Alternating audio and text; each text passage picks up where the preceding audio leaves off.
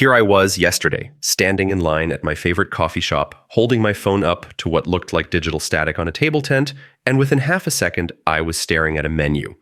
But here's the weird part. I realized I have been doing this exact same thing hundreds of times, and I had absolutely no clue how those chaotic black and white squares were talking to my phone. Today I am going to explain QR codes in about 8 minutes, and by the end you will understand how that messy little square can hold an entire website address. Quick favor before we go deeper. If you like tech explained in a way that feels obvious instead of exhausting, subscribe. I am Tim, and this channel is no jargon, no panic, just clarity. Now, here are 3 things that will make QR codes feel less like magic. First, your phone can read them even when they are scratched, smudged, or partially missing. Second, they work no matter which way you hold your phone, even upside down. And third, there is a hidden structure inside every QR code that tells your camera exactly how to decode it in real time.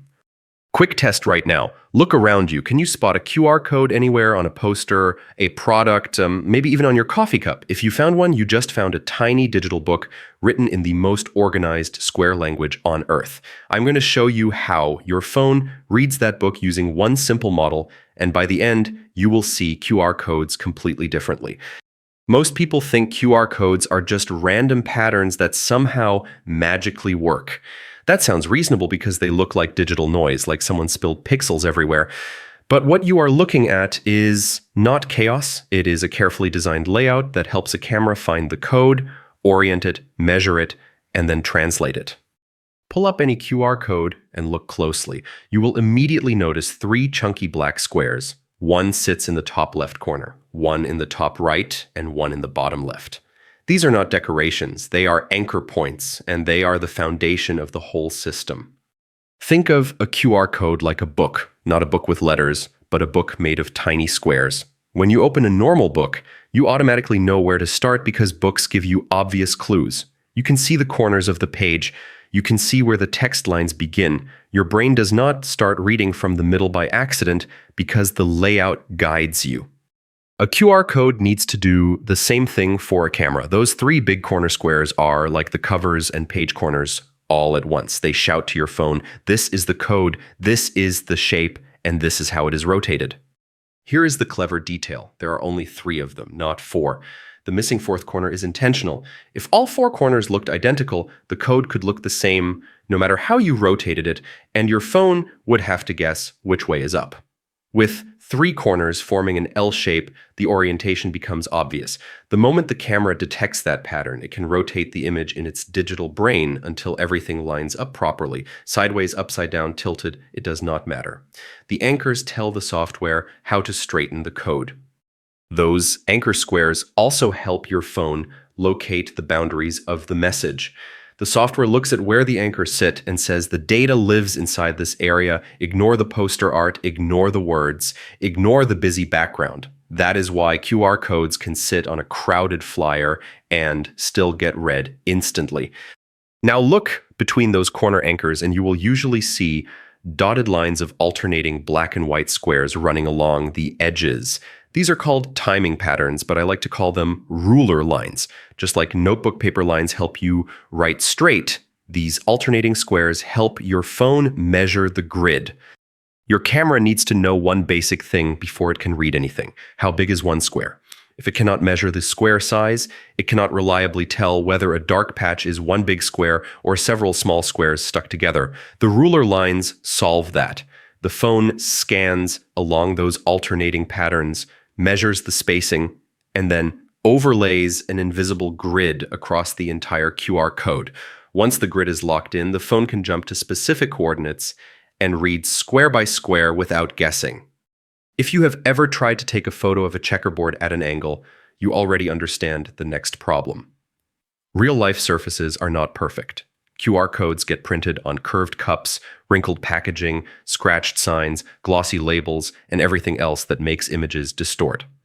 That is why many QR codes also include extra smaller squares inside the code called alignment patterns. They act like mid-course checkpoints. The software knows roughly where these markers should appear. If they look warped or shifted, the phone can mathematically unwarp the image and straighten the grid. It is basically the difference between reading text on a flat page and reading text on a crumpled page. The alignment marker helps your phone flatten the crumple digitally so it can keep reading accurately. Now notice the empty white border around the outside of a QR code. That border is not wasted space. It is often called the quiet zone, and it is a boundary signal.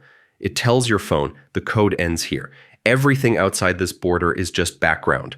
Without that quiet space, the scanner might blend nearby text or graphics into the code area and fail. So far, we have covered how your phone finds the code, orients it, measures it, and corrects distortion. Now we get to the part everyone assumes is magic. The message itself. Inside the grid, all those tiny black and white squares are data.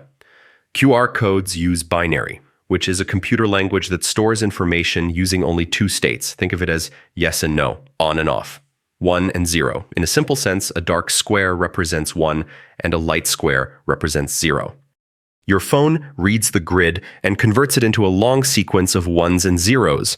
That string looks like nonsense to us, but computers love it. Specific groups of bits represent numbers, letters, and symbols. When the phone decodes those groups in the correct order, the nonsense turns into something meaningful like a website address, a contact card, a Wi-Fi network name, or a payment request. There is also another reason QR codes look so noisy. They are not just raw data squares. They include formatting information and a masking pattern. Think of masking as a way to avoid accidental visual traps. If you store data without any rules, you might end up with big blocks of solid black or repeating patterns that confuse a camera. Masking deliberately flips certain squares in a predictable way to break up those patterns, making the code easier for scanners to read. The phone knows which mask was used because the QR code tells it, so it can unmask the data back to its original form during decoding. Now let us talk about the feature that makes QR codes feel superhuman: error correction. QR codes are designed with built-in backup information. That means the message is not stored only once. Extra recovery data is woven throughout the pattern using mathematics. In many cases, a QR code can still be decoded even if a noticeable chunk is missing or damaged, depending on how much error correction was chosen when the code was created. This is why you can sometimes see a small logo in the middle of a QR code and it still scans. The logo may cover some of the squares, but the backup data lets the phone reconstruct what was lost. It is like reading a sentence where a few letters are smudged, but the rest of the sentence is clear enough that your brain can fill in the missing parts. It is also why a code can survive coffee stains, scratches, and low-quality printing. The phone is not just reading the data, it is also using the built-in recovery system to fix gaps and confirm it decoded the message correctly. Now let me walk you through what happens in the split second you scan one. You point your camera at the code, the software detects the 3 anchor squares and instantly figures out the orientation. It uses the quiet zone to separate the code from the background. If the code includes alignment markers, it uses them to correct for bending or warping. Then it reads the ruler lines to measure the exact square size and locks an invisible grid into place. Once the grid is stable, it reads the pattern square by square as binary, applies the correct unmasking rules, then translates the binary into actual text and symbols. If parts are unclear or missing, the error correction system fills in what it can and verifies the result. Finally, your phone shows you the decoded message, usually as a clickable link or an action prompt. All of that happens faster than it takes you to decide whether you are actually going to buy the overpriced pastry you came here for. So what looked like digital static is really a highly structured mini document. The big corner squares are the anchors that tell your phone where the book begins and which way it is rotated. The ruler lines tell it how to measure the grid. The alignment markers help it read on curved or distorted surfaces.